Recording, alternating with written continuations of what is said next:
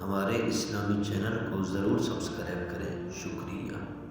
اعلیٰ حضرت عظیم البرکہ تاجدار بریلی رحمۃ اللہ علیہ کہتے ہیں، یا رسول اللہ، دھارے چلتے ہیں عطا کے وہ ہے قطرہ تیرا، تارے کھلتے ہیں سخا کے وہ ہے ذرا تیرا۔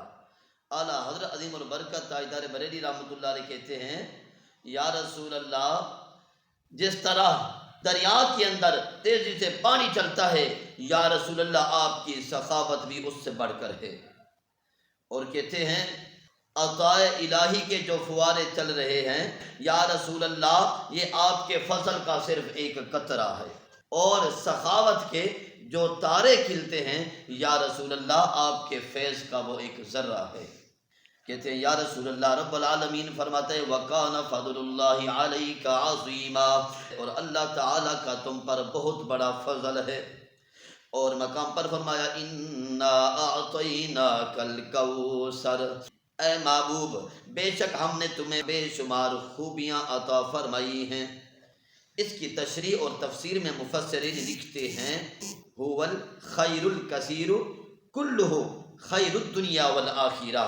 وہ کہتے ہیں، اس آیت کریمہ کے مطابق حضور اکرم صلی اللہ علیہ وسلم کو رب تعالیٰ نے دنیا اور آخرت کی نعمتوں سے مالا مال فرما دیا ہے، دونوں جہانوں کے خزانوں کا مالک آپ کو بنا دیا ہے۔ اور فاضل بریلی رحمۃ اللہ علیہ فرماتے ہیں، ان کے ہاتھ میں ہر کنجی ہے، مالک کل کہلاتے یہ ہیں، انا اعطیناک الکوثر، ساری کثرت پاتے یہ ہیں، رب ہے موتی یہ ہیں قاسم، رزق اس کا ہے کھلاتے یہ ہیں۔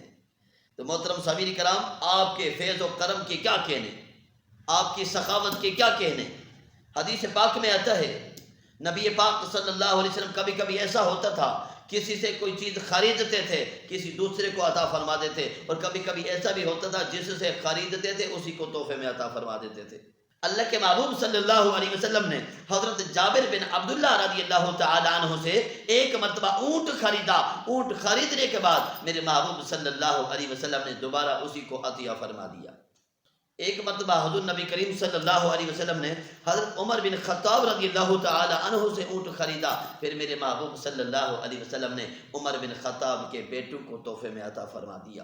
اعلیٰ حضرت آپ کی سخاوت کو دیکھتے ہیں، یا رسول اللہ، واہ واہ کیا جود و کرم ہے، شاہ بطحہ تیرا، نہیں سنتا ہی نہیں مانگنے والا تیرا۔ حضرت ابوذر کہتے ہیں، ایک دن میں حضور نبی کریم صلی اللہ علیہ وسلم کے ساتھ تھا، میرے محبوب صلی اللہ علیہ وسلم نے فرمایا، اگر اللہ رب العزت احد پہاڑ کو میرے لیے سونا بنا دے تو یہ میں سارے کا سارا سونا اللہ کے راستے میں بانٹ دوں گا، 3 دن سے زیادہ نہیں رکھوں گا، سوائے اس کے جو میرے اوپر قرض ہو۔